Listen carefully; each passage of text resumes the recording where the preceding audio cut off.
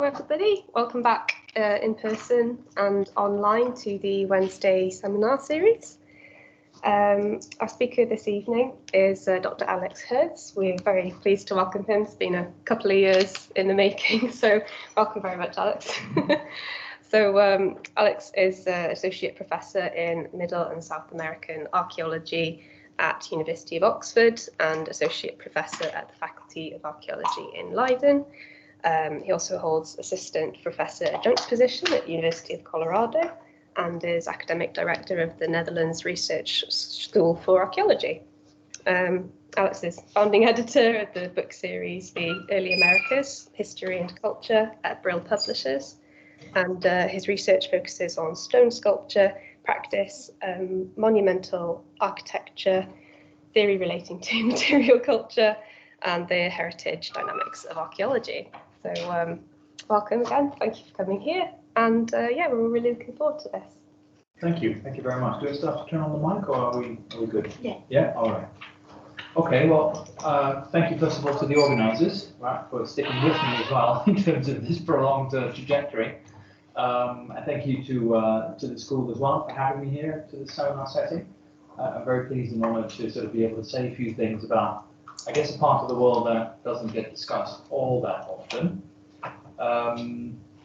What I'm trying to do is as I was just telling Abby, it's sort of an open-ended, loosely structured talk. I sort of trying to use these guest lectures to see sort of, throw something at the wall and see what sticks. So, everybody online as well as in the room is happily invited to sort of throw things back at me, as it were, to see, where my thinking is maybe going off in an oddball direction, or where it might work, or connect with something else that you know about, right? And that's really what I'll try to do.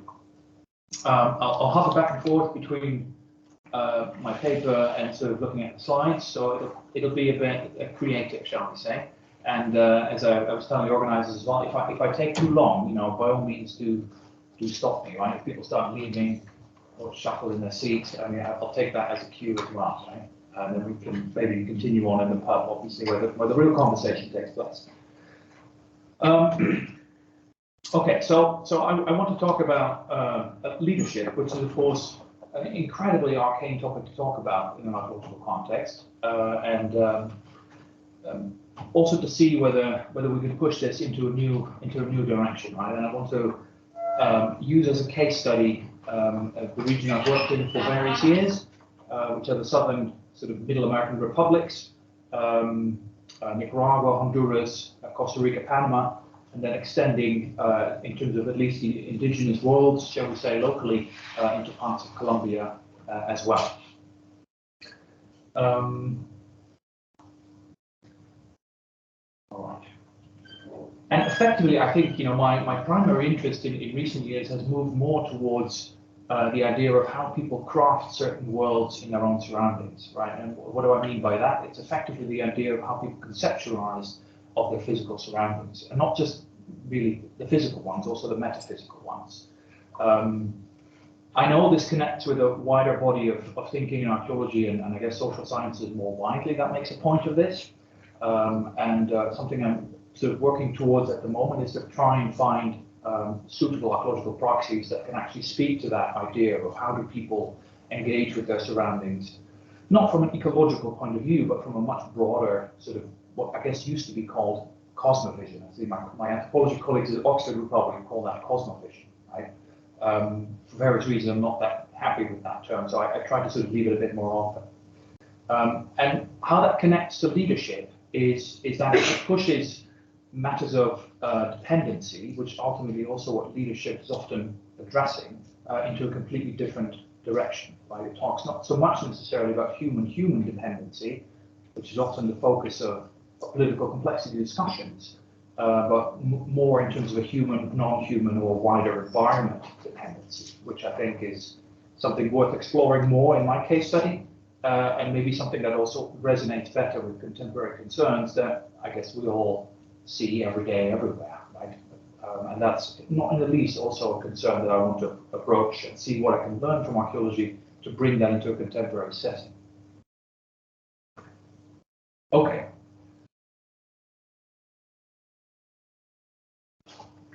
And effectively, I think, just to throw that off the bat immediately, I think there are two principal ways in which I want to explore this. One is how people create monumental landscapes, and the other is how they craft complex sets of aesthetic materials that speak in some sense to that human-environmental relationship. And that's sort of the direction in terms of the archaeological proxies I want to push this into. Yeah. Right. So if you want to discuss dependency, as I said, there's a lot of debate that revolves around the well-known thinking around, for example, political complexity in a wider sense, how that ties into economic modeling. Right. The notion of political economy plays a part in this, as I'm sure probably all of you in your respective regional thematic fields have engaged with at some point, which also broaches, matters of power into matters of human environmental engagement, but they do it in a very specific way, right? It's more to do with things like resource extraction, or indeed the control over resources that is an important variable in political economic modeling. And that has become sort of a go-to analytical model for a lot of, certainly Americanist archaeological research over various decades. And I think the modeling, if you survey that, the modeling is kind of running up against the limit of what it can say and how it can innovate. And also, it tends to focus on a very limited set of case studies. One that's usually restricted to the typical suspects that you might find in the Mesoamerican culture area, or the Central Andean, where you have these high arcs of socio-political complexity emerging and sort of waxing and waning various occasions.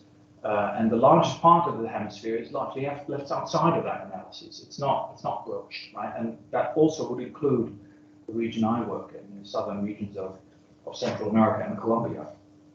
And then there's a different discussion going on there, which I'll tap into in a second as well. So I think there's room for something else, right? To look at leadership and dependency in a different way. Some of the examples of what how you can push that sort of that political economic modeling that is rather rigid in its form in a different direction is what you see on the slide here, right? So I try to look outside of my regional focus to other parts of the Americas, for example, and work that's emerged in parts of the Southwest US has actively discussed how, for example, settlement patterns and population dynamics can be quite fragile and malleable, shall we say, in a particular region, depending on the specific environmental, climatic, or also socioeconomic circumstances that may change quite rapidly. So in other words, a settlement pattern documented, which is then often used as a blueprint to argue a certain political economic model, right, with a core and a periphery, etc., and so on, and certain rank size ordering of these sites. For the Southwest US, it effectively often proves sort of an untenable model, because these settlements, they are far more agile and mobile and shifting across these economic and social landscapes than that model actually can accommodate. So if we're faced with that, if apparently all these indigenous settlement structures and dynamics are much more fluid than that rigid model of center and periphery allows for, then I think we need a different model. And this is, I think, comparable to what's happening in parts of Central America as well.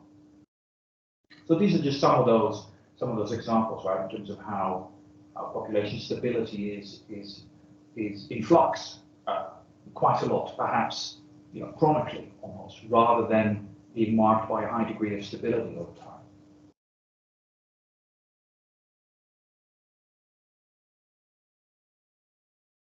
And clearly, I think how that then translates into ideas of how the world is conceptualized, right? That earlier point I made.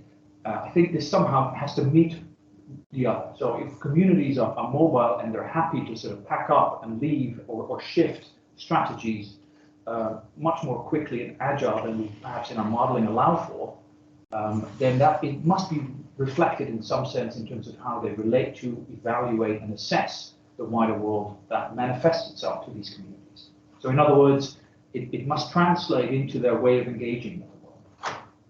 And I think that's that's the element, the core of what I also want to get at in terms of my work in parts of Central America.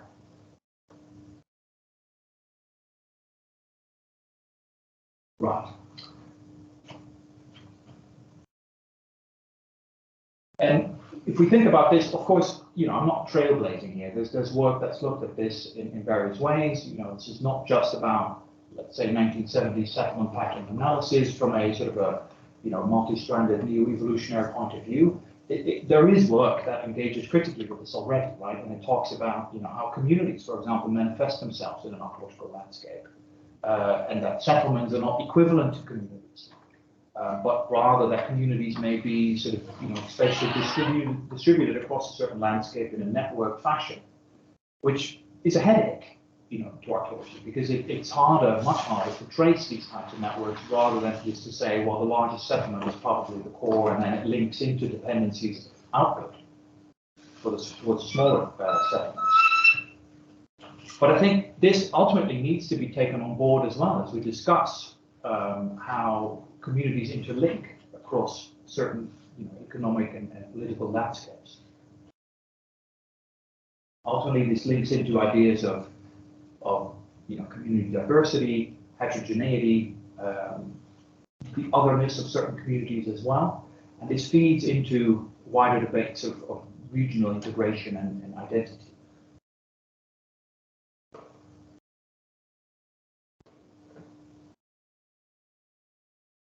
So if you think about this more specifically in terms of what's going on at the moment, I think really briefly we can see two trends, right? One is partly revolved around the work of Tim Palpatine in the southeast US, but I could also mention John Robb, for example, at Cambridge, has worked at looking at situated practices and how those can actually narrate something about lived identity and how history in a community is shaped through physical contexts and particular historical contingencies. And what I think particular Palpatine's work has also illustrated quite nicely is that these forms of leadership, which in the traditional modeling are presented as rather rigid and stable, effectively are much more fluid and ephemeral than in reality than that model would assume that they are. And the biggest example of this is probably Cahokia, which is on the slide here.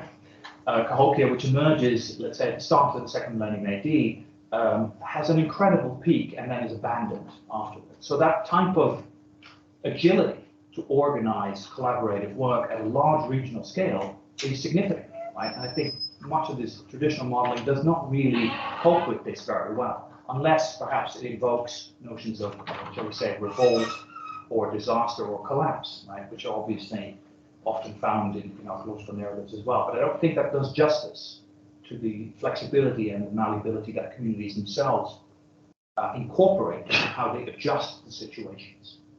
I think we're much better off sort of focusing on it from that angle rather than the sense of failure, societal failure that is often found in the traditional modeling.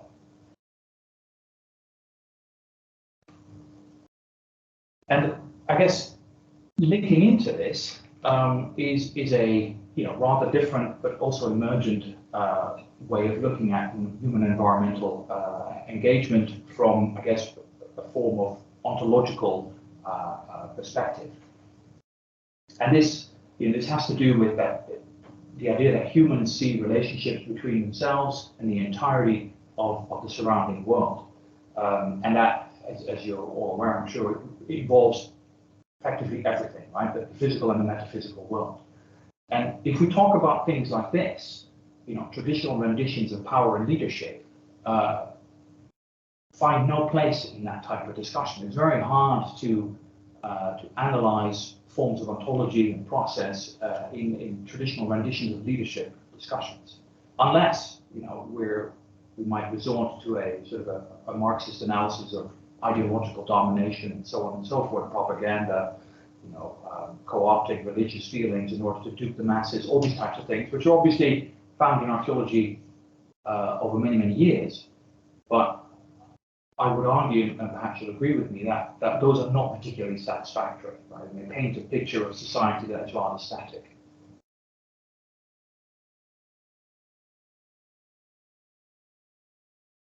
And in fact, you know, if you, because here I would argue that probably archaeology is not the one to sort of begin the debate on this, right? It's coming out of perhaps anthropology or other affiliated disciplines, is this idea that you, in your studies of human society, you foreground the recognition that communities live by the impact that the world can have on them, that is a guiding principle in terms of how behavior is structured, anything from subsistence strategies to residential strategies to how people relate to one another at a regional level. If that is the core point of departure for our analysis, which I argue it should be, rather than inequality in leadership, then I think, you know, we can make a fresh start. And I think it works much better also, certainly for the case study that I worked on in Central America, where this type of notion works much better than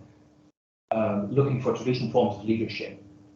Because I've tried to do that, right? I mean, this is the preamble to my talk would be that I've looked at existing discussions of chiefdoms, for example, right, across parts of Central America, of which there are, you know, many colleagues of mine, earlier and present, still invoke that type of thinking that, you know, we're dealing with intermediate complex societies, and we recognize this because of the rank size distribution that's evident from the settlement pattern distribution that we yield from our regional surveys, and I'm sure you're all aware of these types of reasonings, right?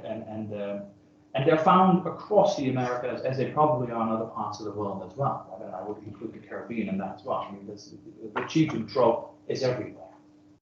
And I'm not the first to critique understanding societies as being at some sort of chiefdom level. Of course, this has been done much earlier as well, including actually by Tim Parker, who basically says, well, the structure of the chiefdom is so wide, this concept is so wide that you can almost fit anything in it that isn't an early state or some sort of ragtag band of hunter-gatherers.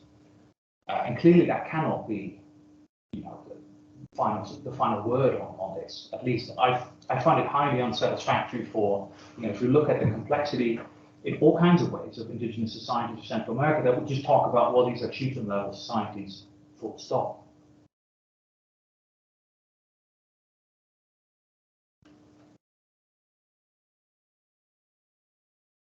Right. Because frankly, it also doesn't really connect with the material culture that I find in this part of the world, right? So you have things like this, right? These so-called flying panel metates, which are ceremonialized grinding stones that show a rather complex, you know, difficult to immediately appreciate aesthetic involving humans and animals in all kinds of either predatory or sort of other engaging ways that needs to be approached analytically, I think, especially also because it is so ubiquitous across this area. This idea of a really complex aesthetic, and not just on stone, but also on you know, through metallurgy, on different forms of alloys of metals, on painted pottery, on shell, and you name it. You find these complex to understand hybrids that are sort of the going theme in material culture of Central America. And it, you know, traditional leadership analyses don't approach this in any way. What I think would approach it much more is to think about how humans relate to the overall wider world, right? This initial question I posed.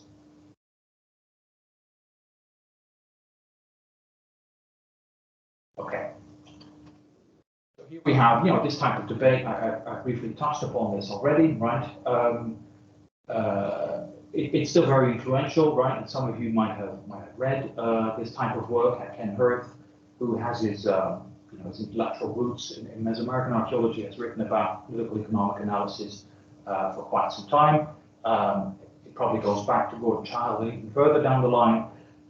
This questioning of what type of authority can we recognize in the archaeological record, right? Initially, this might have started with traditional individualized understandings of authority, right? Where do we find the king and the ruler? To a much more, perhaps more ingrained economic analysis that looks at more shared forms of leadership, cooperative, collective forms of leadership, and all of this goes under the heading of a political economic analysis in the archaeology of specifically Mesoamerica, but also for the Central Andean.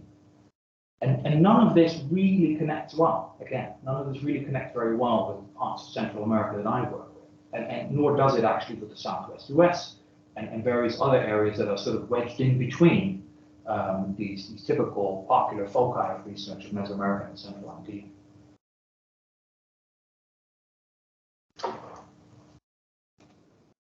Right, and this, this debate has evolved.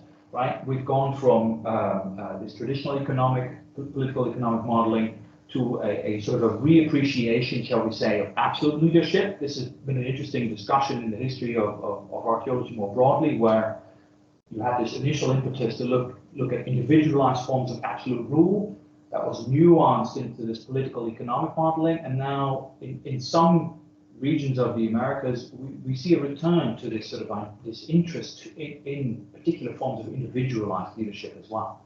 It depends a little on the area and the data set and the resolution that you have, but clearly, for example, if we look at Maya archaeology in Eastern Mesoamerica, there is, of course, through the visual culture that this particular region presents and the hieroglyphic script, which has revealed in great intricacy the particularities of leadership in the Maya area, which speaks, for one of its periods anyway, in terms of a very absolute individualized form of leadership. So we see this sort of amplitude of a moving away from authority, absolute authority, in, let's say, the first half of the 20th century, to a more sort of Marxist-inspired economic systemic analysis, and now back again maybe to this idea of individualized leadership that we have across the area of Mesoamerica.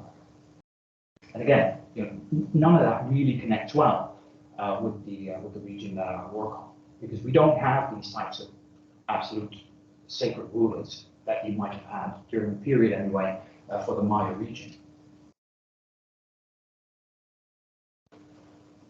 And if we take a step back from looking at power to looking at human environmental engagement, well then of course, if we look at Central America and maybe the wider Caribbean, as it was conceptualized by Julian Stewart in the middle part of the 20th century, partly based on the early work on cultural geography by Carl Sauer and others, we see an orientation that does try to connect human and environmental relationships into this question of power, right? But it has to do with resource extraction, resource mobilization, restricted access to resource, the trade in exotic valuables and things of that nature.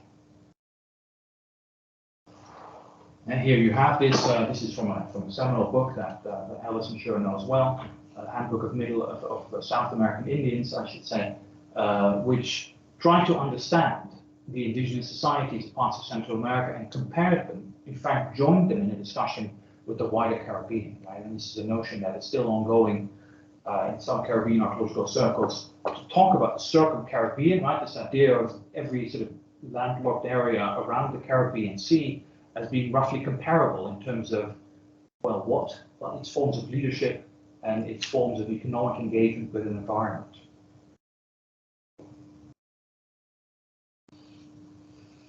So what you see here is effectively a functionalist orientation, right, in our work in the Americas, and that's still with us today. This is fairly old.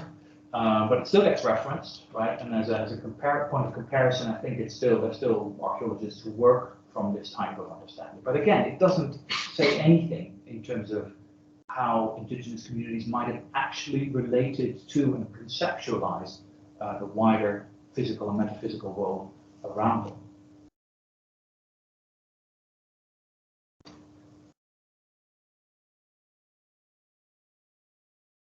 Perhaps the most, shall we say, most recent rendition of this idea of power links into landscape through resource control over resources is something that you still see in some American scholarship. Much of that, not all of it, comes out of Michigan, which is probably at the root of this type of thinking anyway, much earlier in the 20th century, and it produces work, such as this, right? And I'm sure everyone is familiar with Ken Flannery's work, who still keeps on reproducing these ideas about sort of the inherent inequality that emerges in any type of community and society as soon as it reaches a certain threshold. And it's in part also what I sometimes look at as sort of a rather unsavory fascination with this notion of inequality as well, that, you know, fair and square, unequal relationships in societies exist, right? And they tend to become more pronounced as society increases in size and i.e. in complexity. But for me, again, working from this Central American baseline, I don't see these types of patterns as clearly. So that raises a research problem, right? It raises the problem as to why are these communities apparently there and still successful in the sense of that they are highly stable over many, many centuries, manage to find a certain balance in terms of how they relate to one another and how they relate to the wider surroundings. That is clearly not something that is steered by forms of political leadership, but by something else.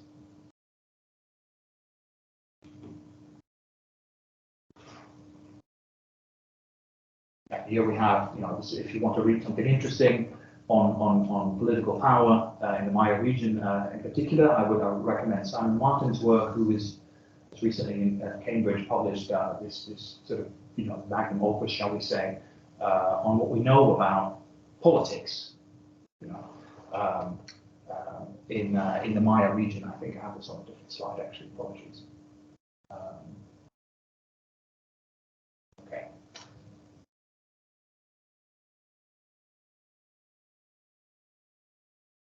Right. So as I've said, you know, a number of times now, if I want to look for political authority in parts of Central America, which is, you know, which you see on the slide here, roughly delineated, and all kinds of dependencies that might come from that type of political authority and leadership, then I'm not finding it. It's simply not there. So this is the timeline. This is, of course, not a regional introduction. So I'll just show you this just to have so you have a cursory idea of when what happens, more or less, so the hallmark events, shall we say, or at least seminal developments. It tells you also what the connection is to Mesoamerica to the north, right, which does see these high amplitudes of complexity and societal waxing and waning, which has been of so much more interest to archaeologists over the last 100 years or so. And then we also see how this connects to the Andean world to the south, right? And then ultimately also, not to forget, to the Amazonian regions further east, and perhaps the coastal trajectories along the Caribbean Sea.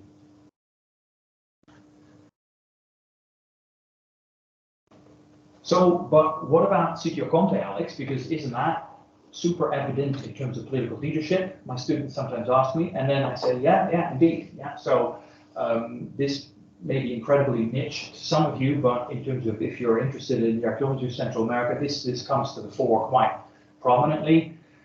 Is this so-called chiefly burial that is found in the central region of Panama, a long time ago, excavated by North American archaeologists, affiliated to the Peabody Museum, which has yielded, this is the context, so this is sort of a lot of alluvial deposition that is on top of these materials, and it has revealed quite an extravagant mortuary context in which a single chief is interred. And apologies for these black and white photographs. These are just images from the era, with perhaps what you might call sort of a rather traditional, recognizable array of grave goods and accompanying materials, both in terms of polychrome ceramics, lots of gold, hammered and filigrane gold that is inserted in this context as well. Accompanying individuals, also furthermore. So this is one of the pillars under which archaeology has always argued that, well, clearly we're dealing with chiefdoms here, right? Because this is a chiefly individual with all the accoutrements that usually accompany this type of burial. We have more examples of that. And nobody's contesting that, obviously, right? I'm not going to say this wasn't some sort of leadership individual. Clearly he was. But what strikes me is that this often becomes sort of a greatest hits narrative in terms of how chiefly authorities argued across this region. based on a very small number of these types of contexts. In fact, this is almost the only one. There might be a couple of other ones that you could sort of quasi-link into this across this area, the entire region, but overall very little, right? And I'm not sure if this is recognizable to others who work in certain regions where authority is argued based on a very small number of physical contexts that sort of directly show this type of lavish interments. But I find that problematic, right? For me, that doesn't validate an entire model of political authority across the entire region, across the entire period of the late Holocene either.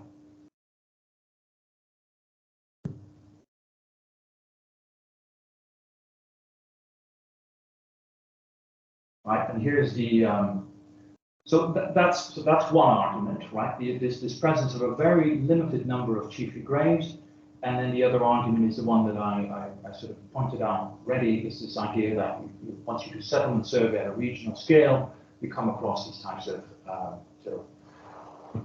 typical renditions of the regional distribution of larger and smaller sites that are analyzed in terms of being primary centers, secondary centers, and so on and so forth.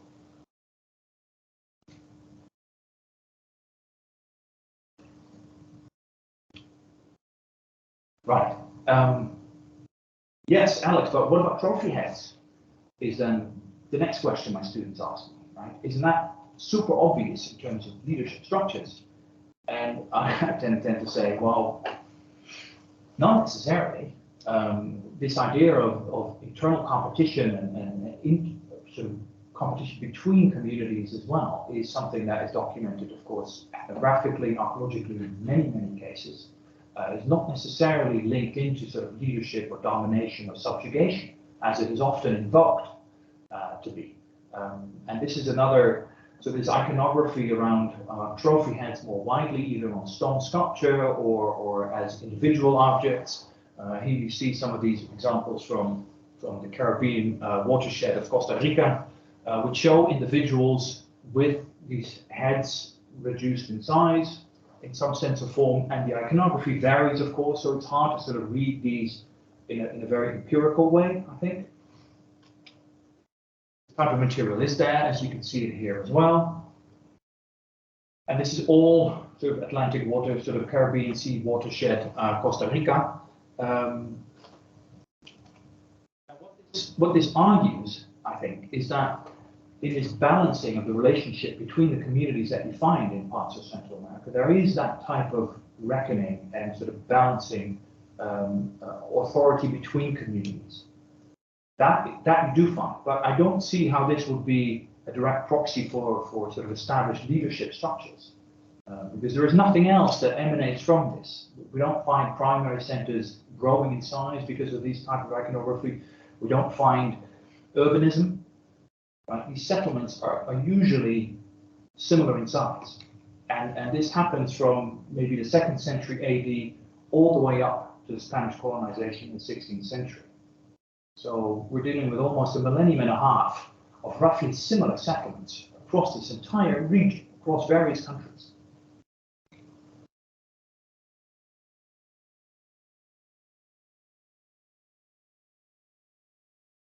More trophy heads, sometimes, shall we say, slightly reduced or stylized.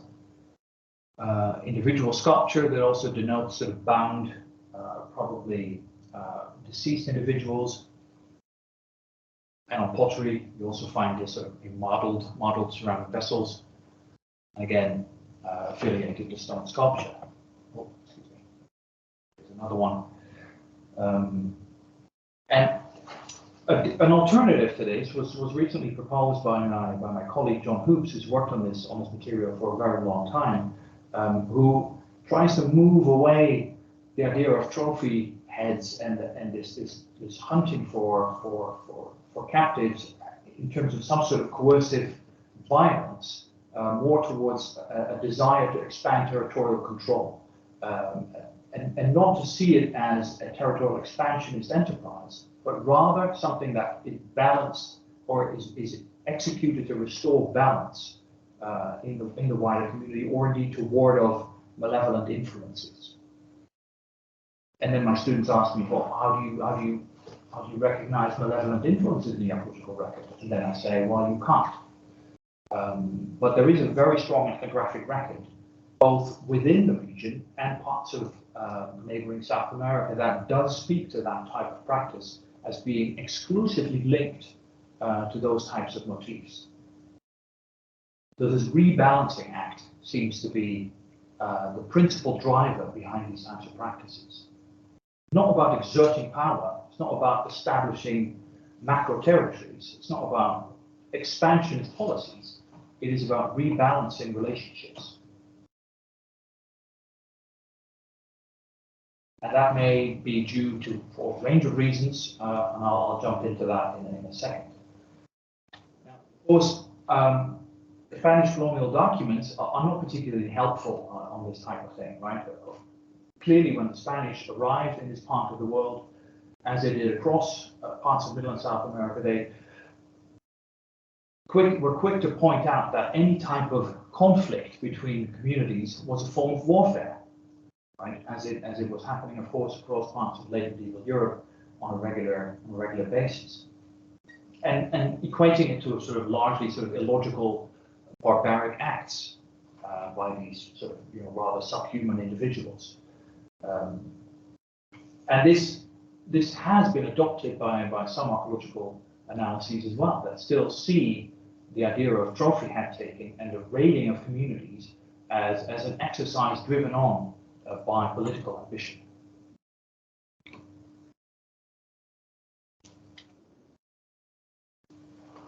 Right, so here we have, this again, what the Spanish say about this kind of thing. They focus on chiefly burials, they focus on leadership, they focus on the richness that is associated in terms of material culture to these individuals, because this was their primary focus as well. And this was something that they were able to read off of what their background was in terms of European late medieval history and political dynamics as they were taking place, certainly in the Iberian Peninsula, and recognizing it locally as such.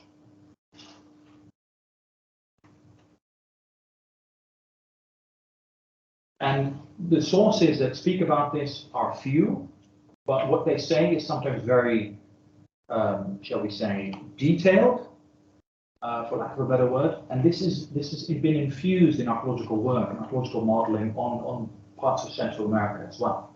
Oviedo y Valdés is a particularly influential source that has made observations, although not necessarily first-hand, but the narrative is often as if it were first-hand, that speak about conflict and warfare and how that links into economic motifs more widely.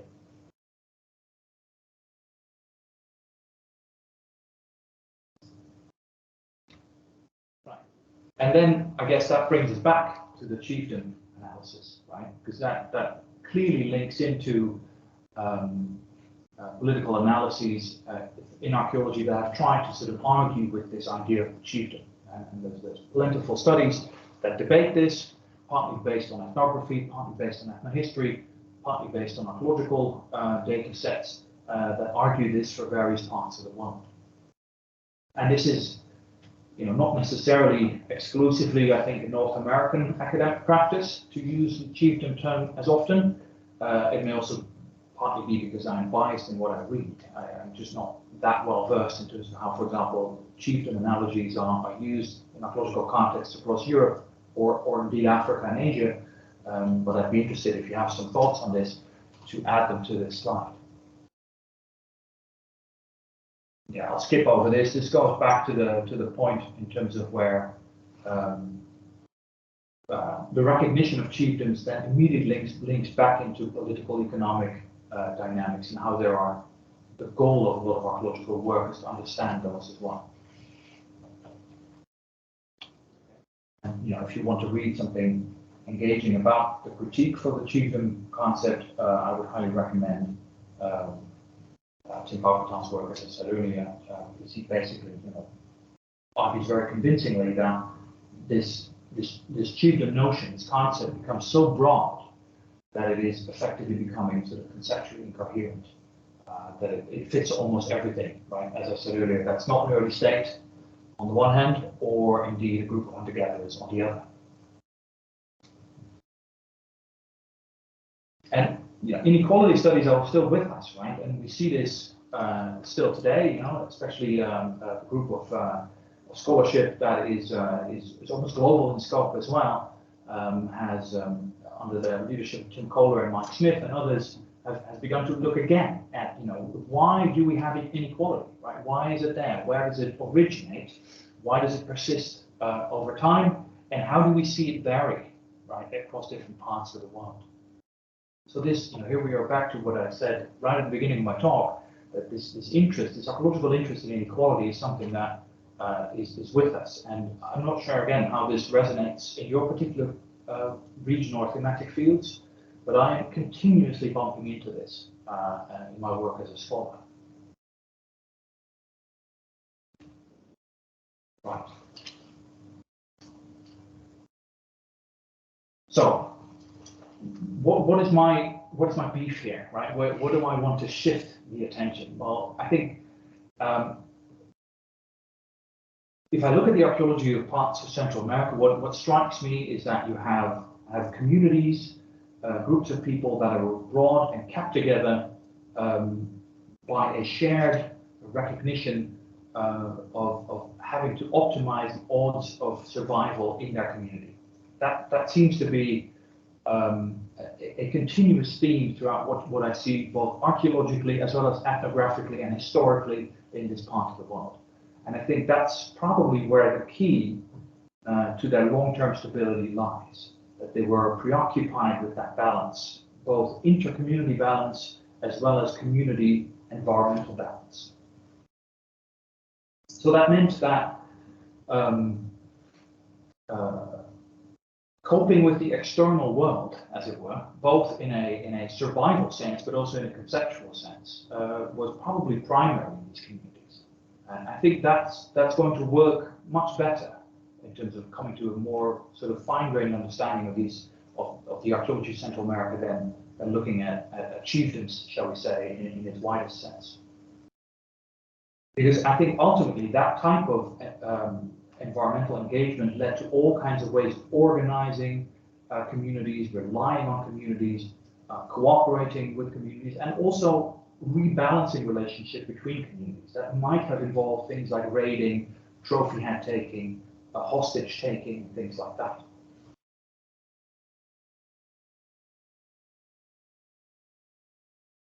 And this was, I think, quite elegantly also argued by another one of my regional colleagues not too long ago, Rosemary Joyce, in the book that you're looking at, by calling it a chain of societies connected through intentional human actions, leading to travel, exchange, and participation by visitors in social events. So what is she saying here? She's effectively arguing for not a settlement pattern analysis, but rather a network analysis in terms of how these communities balance each other by knowing one another. And sometimes it might have been a bellicose relationship, but sometimes also one that's surrounded by a similar form of conviction of what the environment looks like and how to mitigate that relationship with the environment.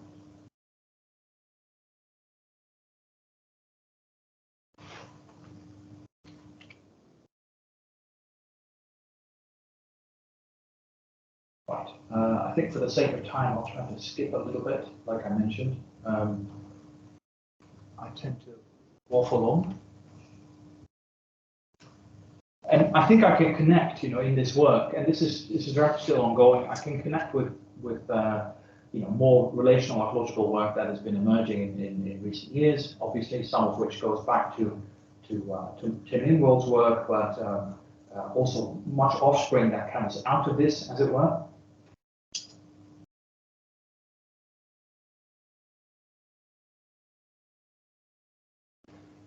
Yeah, sorry. Yeah, and if we spend 2 minutes on trying to see how people have wrestled with this area definition of this particular part of the Americas, then we see roughly something like this, right? So we have this is the area in a geographical denomination, and then we have the ideas by John Hoops and others that talk about a certain level of identity common to the region as a whole. This is, of course, very open-ended, isn't it? It's almost to the unsatisfactory level. But nonetheless, there is a grain of truth in this, because we do see both through historical linguistics as well as through genetic analysis that there is a strong relationship in between communities all the way from parts of Honduras down to the central valleys of Colombia, right? Linguistically, these groups are related, genetically they're related as well. And this is another interesting facet of this part of the world, because if you have the hemisphere of the Americas, and you have this exceedingly narrow Isthmian region of, at some point, obviously only dozens of kilometers wide, being the transit zone for all indigenous American mobility, north and south, north-south and south-north, but nonetheless, you manage to preserve this sort of linguistic and genetic stability to a significant degree, then what is going on here, right? It's another testament to the stability and the resilience of these communities in a way.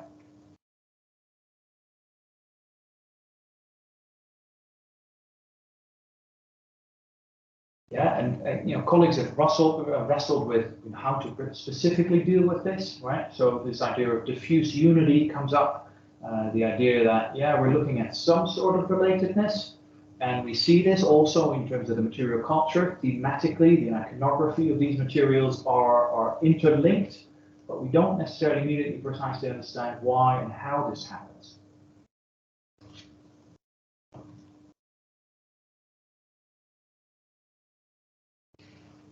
And so you see, if you survey the literature of this part of the Americas, you see, you know, notions such as this, right? So everything revolves around either some form of conservatism or stability, localism. That keeps on coming back, either through material culture specialists, or say museum archaeologists that have looked at a lot of material from a stylistic point of view, as well as archaeologists that have looked at settlement size, change over time, and so on.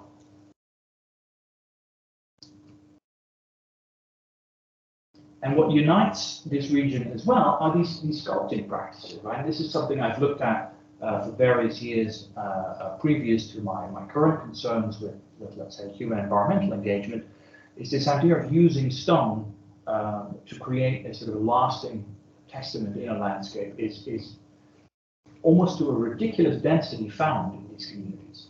Sculpting happens all across the Americas, much of which probably in wood. I say probably because a lot of it, of course, doesn't get preserved, but we see this both in contemporary as well as historic cases, but also in stone. We have a lot of sculpting traditions, most of which are linked to these highly complex areas of Mesoamerica and Central Andean. But here we have this intermediate area, this area in between, where almost every region has some sort of sculptural tradition.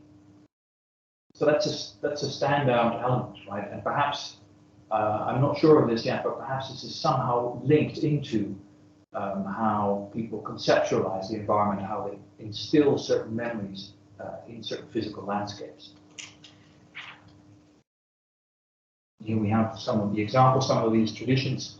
Again, quite a heterogeneous way of sculpting, right? So that apparently there was a lot of liberty in how to craft these materials, not a very orthodox way of going about it at all, which I guess is falls in line with this idea that you do not have particular canons which you have to replicate stylistically, which you tend to see, for example, in cultural context of the Maya or the Inca, or indeed also the Aztecs, all the way at the end of the pre-colonial chronology, where if sculpting happens, it tends to be highly codified, right? It's a certain way of doing things.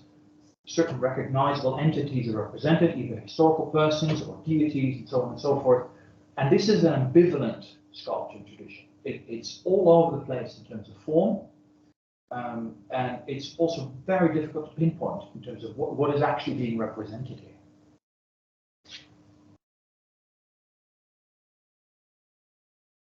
Similar also, for these away from sculptures, other sculpting traditions working with stone, shall we say, across the area show similar complex engagement between, in this case, avians and and feline predators as well as humans. Right here we see this is a beak bird animal. In fact, working with sort of a trophy head context. So the frequent use of stone to create sort of physical memory landscapes, and then the other element is mounding. Right, this notion of creating earthworks is also ubiquitous across the area. There's very little working with cut stone materials, so we don't find the type of sort of iconic archaeological landscapes that you would for the Maya or the Inca, right, with refined masonry traditions. Much of this is perhaps much more, on par with what you would find in Britain, right, in terms of heaping earth or mixing earth and stone, uncut stone usually, or river cobbles, that create these sort of lasting human imprints on the landscape. Right? One example of this is Aguas Buenas, where we've worked for various years in the central region of Nicaragua. And this, you might again expect, is maybe a pattern or a program that happens on a regular basis. But again, here, heterogeneity is the key element, because this is the only site that we know of that has this type of shape. It's not a program that's replicated in any shape or form otherwise.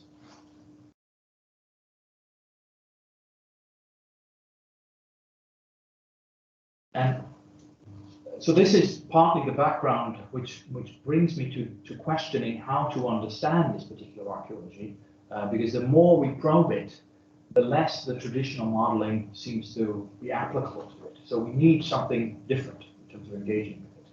Right? The same happens for these earthworks, where we can document them, right, as we do, but lots of questions surrounding them still remain.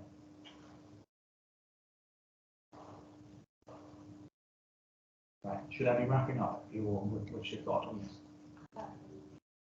Next 5 minutes? All right. Okay. Let's see if I can bring it to an end. Thank you. Yeah. Skip this. Yeah.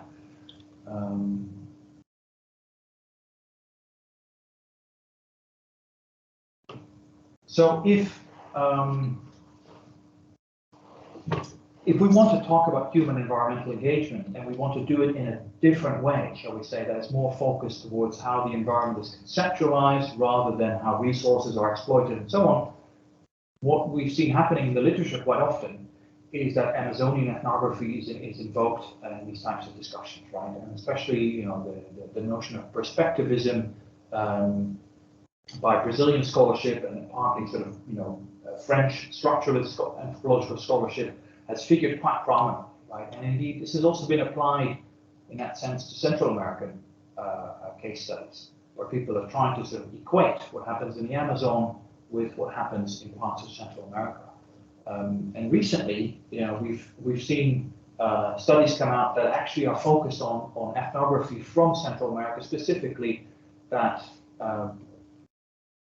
show us quite a different image, in fact, than what Amazonian ethnography has. And I think that has opened the way to a very different form of engaging with anthropology and applying it in an archaeological context to think about human environmental engagement.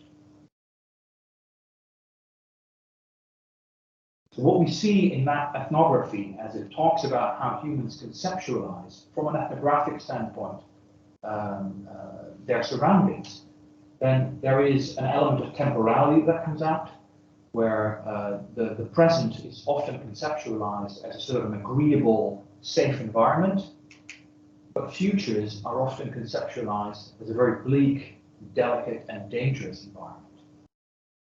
This is what ethnographic work is beginning to tell us more and more for communities in Central America, and I think it ties in quite nicely with how people would have engaged with surroundings in order to mitigate or avoid those bleak future perspectives. What it also talks about is when things go wrong in communities, either through immoral behavior or through abuse of landscapes and natural features in them, then there are consequences. And those consequences are conceptualized along the lines of that humans are then transformed into something else, animals or trees or even, mineral objects, boulders, rocks, pebbles, and that transformation is an irreversible transaction. And that is an example of how indigenous communities in Central America today conceptualize future perspectives, right? So it is one of danger. It is one of precaution, where you have to take precaution for that not to happen to you, right? So it is a moral guard, in a way, to avoid certain behavior that might lead to being transformed into a rock. And my argument would be that this fits quite nicely with what the archaeological record and the stability of these communities in the pre-Hispanic era also marked. It is probably a similar type of moral coding in terms of how behavior takes place that is quite different from Amazonian ethnography because it is human-centered, right? It departs from human opportunity and decision-making that either goes right or it goes wrong. But one way or another, humans are at the start of consequences in the wider human-environmental relationship. And so this is something that I'm exploring at the moment to see how we might study this archaeologically. And it's the first time that we have this type of ethnography available to us in the region itself, with people who speak the same language, like those that would have lived there 1,000 years earlier. I'm aware, of course, of the complexities of comparing these things diachronically, but it is at least far closer than we've been in terms of any other type of ethnographic analogy so far.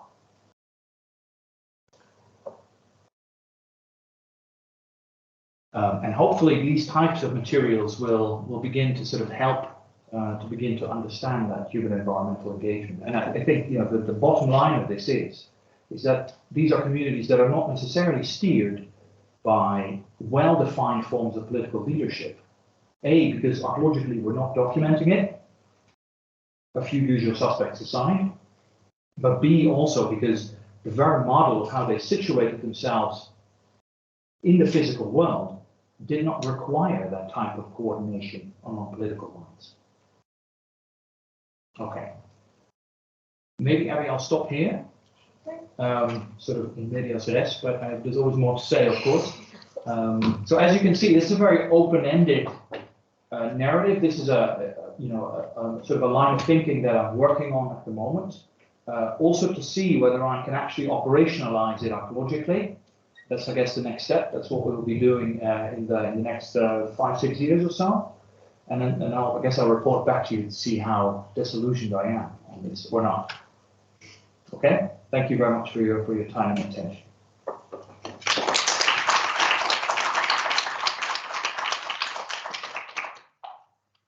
Very much. That's fascinating. So do you have any questions in the room? Can carry on with maybe some more discussion at the pub, perhaps. I'm not sure if there are any questions in this. I have a question. Yeah. Hi, Alex. Thank you. Good to see you again. Yeah. I can see how your thinking has moved on a lot since we spent a lot of time together in Leiden years ago. And I was just, you began your talk by thinking about practices themselves, which are kind of embedded in the materials. And I just wonder how you conceive of these in a landscape in which you present, which seemingly kind of full of these quite idiosyncratic sites that are maybe one-offs that don't fit a pattern. And in the kind of traditional anthropological scholarship, there's maybe been seen as like failures of strong centralized political leadership. But then how else might you conceive it that kind of does justice to the kind of dynamism of these landscapes? Do you if you think kind of ethnographically in a sense, do you think of kind of like social or kind of religious movements that are dynamic between communities that were quite sure of their own identities with respect to others, and so had this like quite stable existences, as you put it, but then what is it that's creating this kind of dynamism and idiosyncrasy in these landscapes? Yeah, that's a $1 million question, isn't it? I mean, that's the context of all this is effectively what I just sketched. This idea that you do find, I quite like this notion of diffuse unity more and more, even though at first I was like sort of like a cop-out, you're saying something but you're not. But it is a little bit that. So you see stylistic comparability, thematic comparability on the one hand, but also an immense sort of bandwidth in terms of flexibility of interpreting and using, right? right? And that goes both to portable objects, but it also works for these earthworks and sculpting traditions. And so the background to why that emerges in that way, well, partly I'm sure it's also, you know, embedded physically in terms of, you know, the environment in which these communities reside, right? The fact that you're finding, you know, predatory animals or indeed certain, you know, vultures and all that types of animals is also because they are ubiquitous in all these areas, right? So in that sense, the thematic comparability is understandable.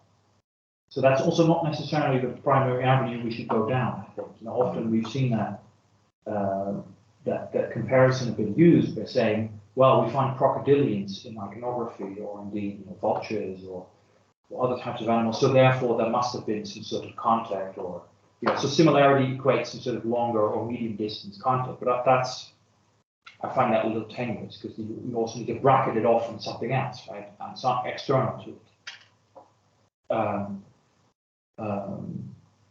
So, but in terms of what that, you know, if it's the notion of movement, I hadn't considered yet. It's interesting. I mean, I could throw the question back at you, obviously, and I could say, well, do we have similar patterns in the Caribbean emerging along these lines as well? Because, I mean, the notion of stability could be mobilized in many regions of the Americas, I think. Right? I think in some sense, I'm sort of building a straw man a little bit as well by focusing on these very few cases where you have this increased arc of complexity that then, you know, somehow tapers off again. Vis-a-vis a plethora of cases in regions where you do not see that at all, stability with flexibility built into it, right?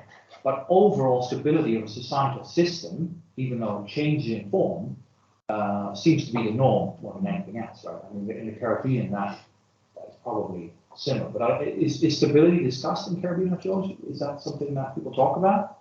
I mean, I guess from different directions, and of course you've got, like, you know, instability and ephemerality when you look at the ethnohistoric documents and the Spanish presentation of indigenous societies. But then again, from like the kind of pre-colonial stuff, then a lot of ideas around kind of diffuse unity, such as like the saladoid veneer, you know, this idea that the material culture in certain periods is incredibly uniform across a very large area and different islands, even to the, and that's not just a case of like archaeologists being dumb, it's literally, it is incredibly uniform material culture. Sort of like a horizon. And so, but this is, but I think that, you know, we reach a lot of dead ends thinking, because of going down those paths. And you're right, we can, you know, track by these anthropological models into certain ways of thinking, and the idea that kind of late pre-Columbian indigenous societies in the Greater Antilles were on the cusp of statehood. They were just about to get there, and then Columbus came and ruined it all. Otherwise, they might have been up there with the Inca and the Aztec, you know. But which and clearly that's just like a complete red herring in many ways, because, you know, this is just a theological thinking. Yeah, I mean, to me, you know, the principal fascination is this way of, you know, this flexible way of keeping a stable society, right? It seems paradoxical, but I think that's the willingness to change is probably, I mean, if this sounds a bit woolly, I appreciate that, but the willingness to change one's community organization and shifting it both in space, you know, by fissioning and things like that, that's probably also part of that package. Probably increases, you know, the chance of having a sound relationship with the wider world around you, right? And I think where people get sort of, I think urbanism, you know, is one element it changes the equation significantly, right? If people get stuck in that urban dynamic, it's harder to get out of. And then still we see, right? And there's good literature on this, of course, if you read Against the Grain, for example. There's good literature that still speaks about how urban contexts are also still quite leaky, right? People just say, well, this is not working for me anymore. So there's this constant seepage of people that are urbanites that move away, and urban centers have to draw people back in. So that, I think, even there, where you have a more settled, literally settled society, you still see that type of inherent flux. Not sure that's much of an answer, but.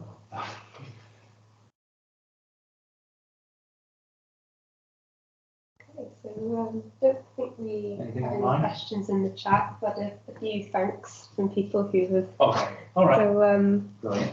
yeah, we're carrying on to the pub now. Got a table booked.